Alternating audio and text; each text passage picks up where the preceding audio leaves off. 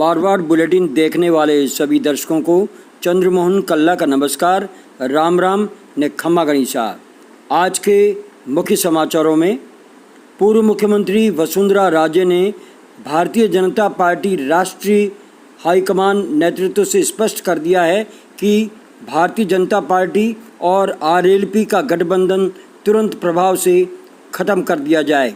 उन्होंने कहा कि आरएलपी के संयोजक हनुमान बेनीवाल बार बार उनके विरुद्ध टिप्पणी करके उनकी छवि को खराब कर रहे हैं। इससे राजस्थान में भी भारतीय जनता पार्टी को नुकसान हो सकता है। उन्होंने कहा, अगर गठबंधन समाप्त नहीं होता है तो मेरा इस्तीफा ले लीजिए।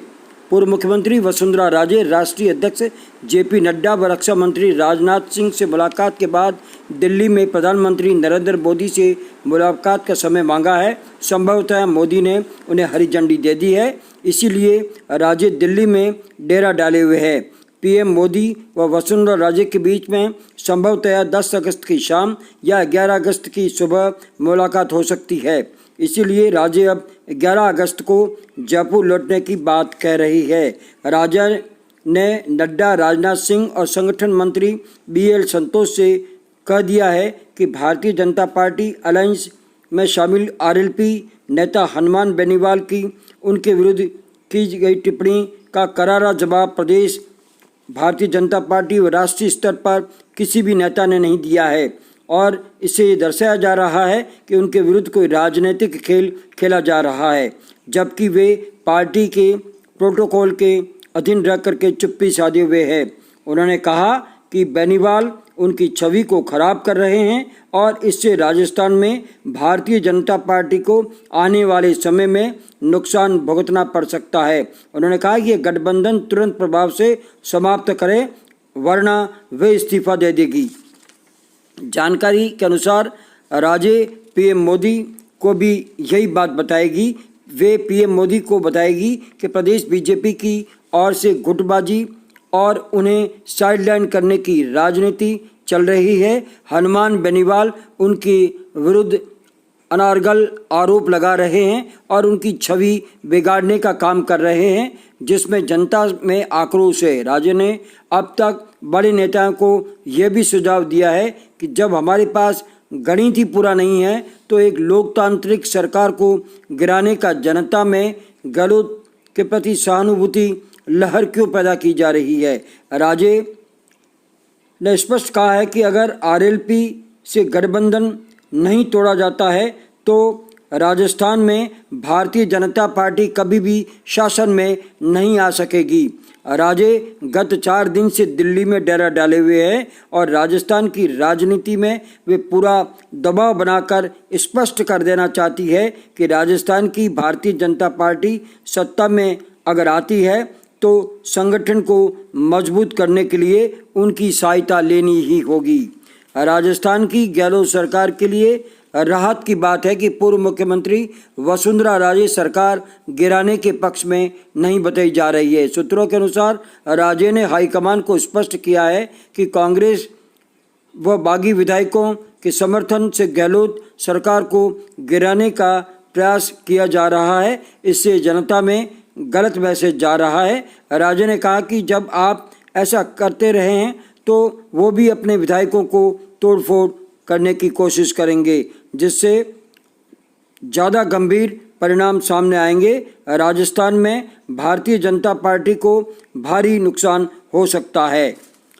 सचिन पायलट के कांग्रेस में आने और अशोक गहलोत व सचिन पायलट के अलावा तीसरे विकल्प को लेकर पायलट के समर्थक विधायकों ने एक वीडियो जारी करके कहा है कि ये कोरी कल्पना मात्र है। सीएम तो हर हाल में सचिन पायलट ही होंगे और हम उनके ही साथ हैं। चाकसू विधायक वेद प्रकाश सोलंकी ने करीब 6 मिनट का वीडियो जारी किया है और कहा है कि अभी तक कांग्रेस हाईकमान से हमारी कोई बातचीत ही नहीं हुई है। हमारे साथी ये जरूर कह रहे हैं कि हम 14 अगस्त को जयपुर चलेंगे, लेकिन अंतिम निर्णय सचिन पायलट को ही लेना है। हमने पायलट के सिवाय कोई विकल्प कांग्रेस हाईकमान को नहीं दिया है। उन्होंने कहा है कि 12 अगस्त को सचिन हम सभी की बैठक लेंगे।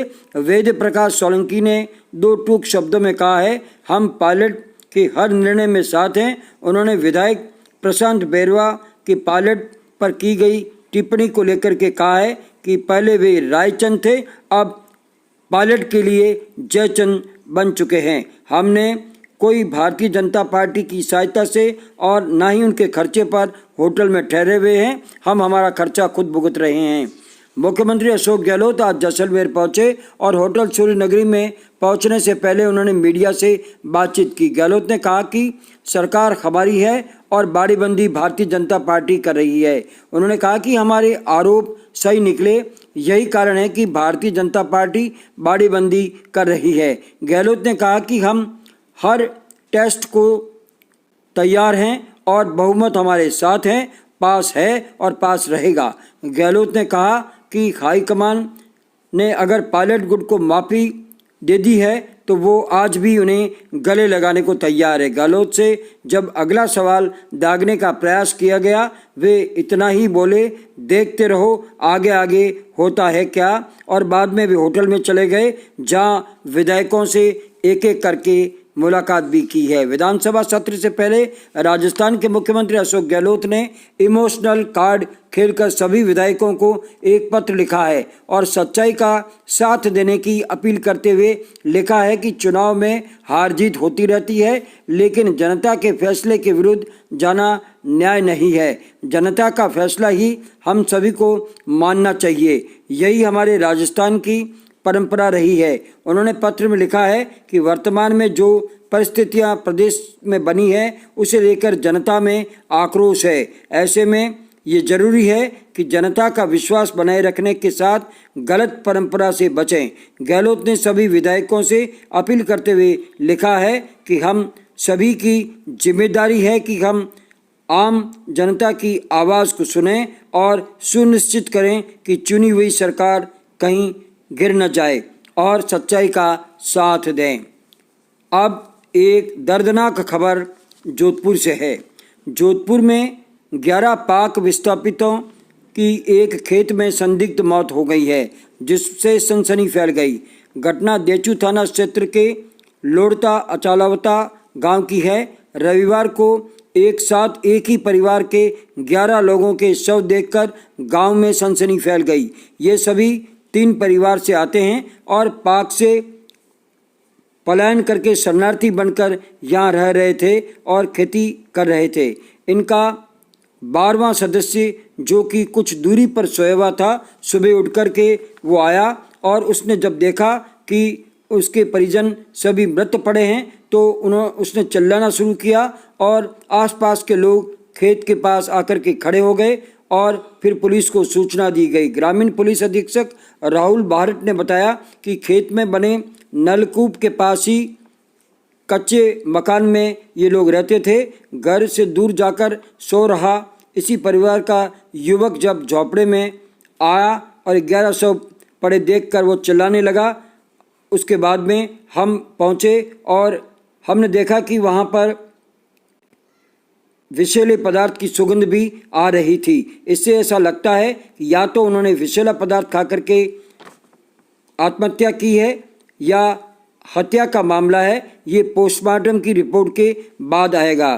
पुलिस ने सभी शवों का पोस्टमार्टम करके शव परिजनों को सौंप दिए हैं, लेकिन इस मामले में पुलिस ने पूरी तरह से घेराबंदी कर ली है और पूछताछ भी शुरू कर दी है।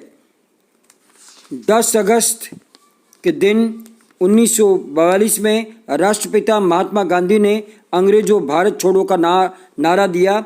आगरा के पुरानी चौंगी मैदान में उस समय ये नारा पूरे देश में चला था, तब अंग्रेजी हुकूमत की नींव हिल गई थी। आज इसी मौके पर जोधपुर के केंद्रीय कारागार में कार्यक्रम रख करके राष्ट्रपिता महात्मा गांधी के साथ आज़ादी में बलिदान देने वालों को याद किया गया। बाल विकास संरक्षण की प्रदेशाध्यक्ष संगीता बेनीवाल और संभागीय आयुक्त डॉक्टर सबीर शर्मा कार्यक्रम में बतौर मुख्य अतिथि शामिल हुए। बेनीवाल ने अहिंसा के मार्ग पर चलने का आह्वान किया तो संभागीय आयुक्त ने कैदियों को संदेश दिया कि वे शांति मार्ग अपनाएं। जोधपुर में कोरोना संक्रमण को लेकर के लगाए गए लॉकडाउन के दूसरे दिन भी सड़कें सूनी रही, पुलिस की टीमें गश्त करती रही और मेडिकल व दूध की दुकानें खुली रही। टीम इंडिया के स्पिनर गेंदबाज युजवेंद्र चहल ने धनश्री वर्मा के साथ सगाई कर ली है। धनश्री वर्मा डॉक्टर, कोरियोग्राफर और यूट्यूबर है। युजवेंद्र के आईपीएल सीजन शुरू होने से पहले अचानक इस तरह की घोषणा से क्रिकेट जगत को चौंका दिया है। उनके द्वारा सोशल मीडिया पर जैसे ही फोटो शेयर की वैसे ही चर्चा का विषय तो बना ही, साथ में सैकड़ों फैंस ने ट्विटर और इंस्टाग्राम पर बधाइयों का तांता लगा दिया। कांग्रेस महासचिव प्रियंका गांधी वाड्रा के निजी सचिव संदीप सिंह को बस सूची फर्जीवाड़े मामले में इलाहाबाद हाईकोर्ट की लखनऊ बेंच में राहत मिली है। कोर्ट ने इनकी अग्रिम जमानत याचिका मंजूर कर ली है। संदीप सिंह और यूपी कांग्रेस के अध्यक्ष अजय कुमार लल्लू पर प्रवासी मजदूरों के लिए 1000 बसों की सूची में फर्जीवाड़ा करने का आरोप है। इसके साथ ही हमारा आज का ये समाचार बुलेटिन यहीं समाप्त होता है। अगले समाचार बुलेटिन के साथ फिर हाजिर होंगे, तब तक के लिए हमें आज्ञा दीजिए। जय हिंद।